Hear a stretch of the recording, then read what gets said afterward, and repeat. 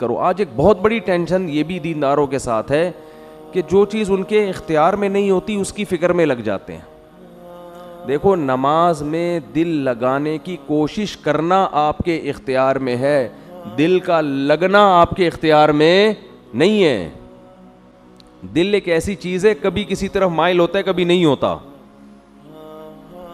کسی حکیم نے, ڈاکٹر نے آپ کو کوئی دوا دی, اچھی بات تو یہ ہے کہ دل لگا کے کھائیں اس کو, مزہ آئے اس میں. آپ کوئی معجون بنا کے دے دی کسی حکیم صاحب نے, کوئی حلوہ بنا کے دے دیا, کدو کا حلوہ بنا دیا کہ مقوی قلب ہے, یہ حکیموں کی اصطلاحات ہے نا. کدو کا حلوہ کیا ہے؟ دل کے لیے. حکیم لوگ کہتے ہیں کہ اچھا ہے اور مزے کا بھی ہوتا ہے.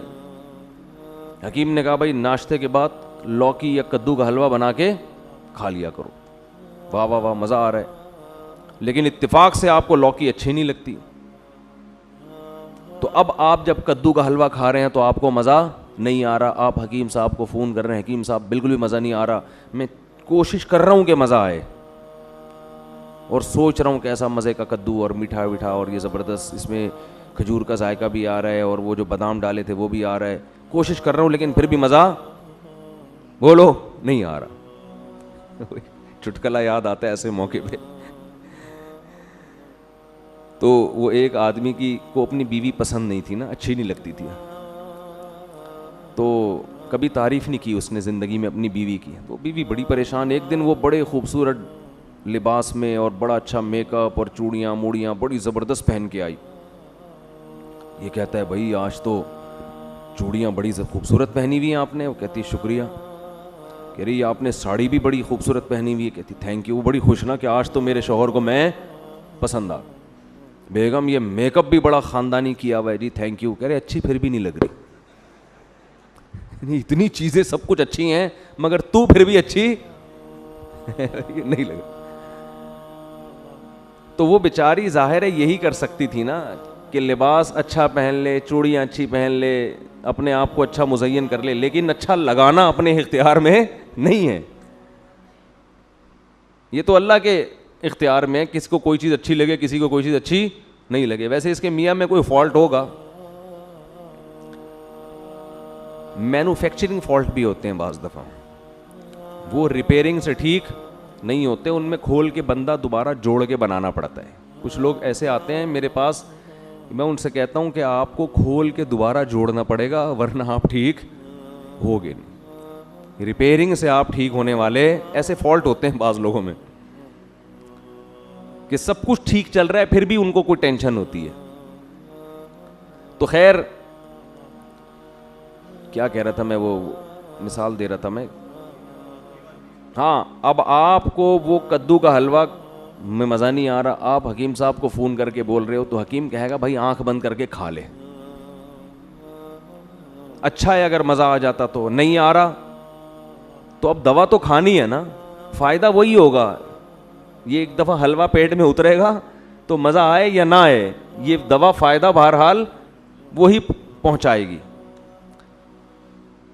تو دعا اللہ کے سامنے ہاتھ اٹھا کے مانگنی ہے, دل لگانے کی کوشش کرنا ہے. اگر دل نہ بھی لگے تو آپ کو کوشش پہ اللہ وہی کچھ دے دے گا جو دل لگنے پر ملتا. اپنی کوشش پوری کرنی ہے, اور یہ ہے ٹینشن والا کام. پھر آپ کو پتا چلے گا دعا مانگنا کتنا مشکل کام ہے, کیونکہ دل نہیں لگتا دعا میں انسان کا. سمجھ رہے ہو کہ نہیں سمجھ رہے؟ اب سوال پیدا ہوتا ہے لگتا کیوں نہیں ہے دعا میں دل؟ اس میں تو اتنا لگنا چاہیے. دیکھو اگر کوئی آپ کو یہ بتا دے فلاں سیٹھ صاحب کے پاس جاؤ, ان سے 2 لاکھ روپے مانگو تو وہ دے دیں گے, جانے کا دل کرے گا کہ نہیں کرے گا آپ کا ہے بھائی؟ اور مانگنے میں توجہ سے مانگو گے کہ نہیں مانگو گے, اور دل لگے گا کہ نہیں لگے گا مانگنے میں؟ اس میں آپ یہ کہو کہ میں وہاں گیا تھا تو میں نے سیٹھ صاحب سے 2 لاکھ روپے مانگے مگر منہ سے نکل ہی نہیں رہے تھے, مزہ ہی نہیں آ رہا تھا, بس ایسے میں کہا 2 دے دو یار, دینا ہے 2 نہیں تو دفع ہو یہاں سے. وہاں یہ ہوگا کہ دل لگانے کی کوشش تو کی مگر لگا نہیں, سارے کام چھوڑ کے بھاگ جاؤ گے آپ. وجہ کیا ہے؟ آپ کو یقین ہے کہ پیسے مانگوں گا تو مل جائیں گے. تو یہ یقین جتنا جتنا بڑھے گا اتنا ہی آپ کے مانگنے میں سستی کا عنصر کم ہوتا چلا جائے گا. 100% یقین ہے کہ جاؤں گا فوراً ملیں گے تو فوراً بھاگا بھاگا جائے گا. اور گلی محلوں کے کتوں سے آپ کی اسپیڈ تیز ہوگی بھاگنے میں, اتنی اسپیڈ سے بھاگو گے کہ فوراً جاؤں میں, نیند غائب ہو جائے گی آپ کی. لیکن آپ کو یہ امید ہے کہ 50% امید ہے مل جائیں, 50% ہے نہ ملے.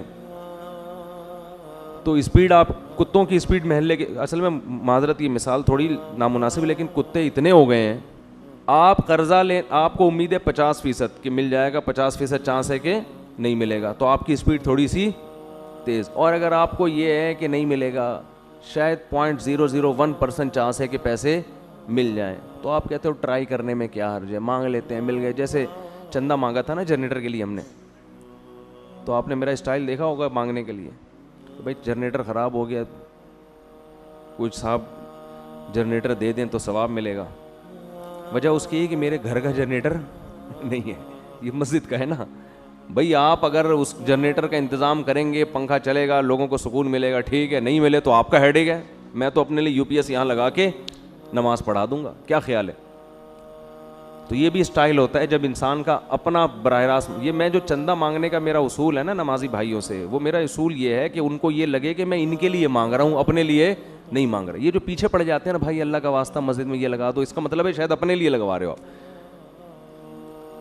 ایک دفعہ میں نے یہاں وہ انتظامیہ نے کہا کہ وضو خانے میں نلکے نہیں ہیں, یہ اس طرح کا مسئلہ, تو میں نے اعلان کیا نمازیوں سے کہ نلکے لگا دو, آپ ہی کو فائدہ ہوگا, ورنہ پھر گھر سے وضو کر کے آیا کرو, ٹھیک ہے نا, کیونکہ ہمارے گھر میں نلکے لگے ہوئے, ہم وہاں سے وضو کر کے آ جائیں گے.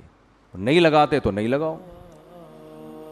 تو یہ اسٹائل چندہ مانگنے کا بالکل شریعت کے عین مطابق ہے, سمجھ رہے ہو نا, کہ بھائی اپنے لیے لگا رہے ہو نا, ہمارے لیے تھوڑی لگا رہے ہو. واش روم کا انتظام نہیں تھا تو ہم نے کہا بھائی گھر سے کر کے آیا کرو جو بھی ہے حساب کتاب. پھر یہاں آ کے پوچھ رہے ہوتے ہیں واش روم کدھر ہے, تو واش روم بناؤ, میں کیوں بنواؤں آپ کے لیے واش روم, میں تو اپنے گھر کے لیے بنواؤں گا نا واش روم. امام کی یہ ذمہ داری تھوڑی ہے کہ محلے والوں کے لیے واش روم کا انتظام کرے. لوگ اماموں سے چندہ کرواتے ہیں تو لوگ سمجھتے ہیں شاید ان کا اپنا مفاد ہے اس میں. بھائی واش روم آپ کا ہیڈیک ہے, میرا ہیڈیک نہیں ہے, میں اطلاع دے دوں گا. تو دعا میں جو دل نہیں لگتا نا, اصل میں شیطان یہاں یہ وسوسہ ڈالتا ہے کہ یہ دعا قبول ہونے والی نہیں ہے, سارا مسئلہ یہاں سے خراب ہو جاتا ہے.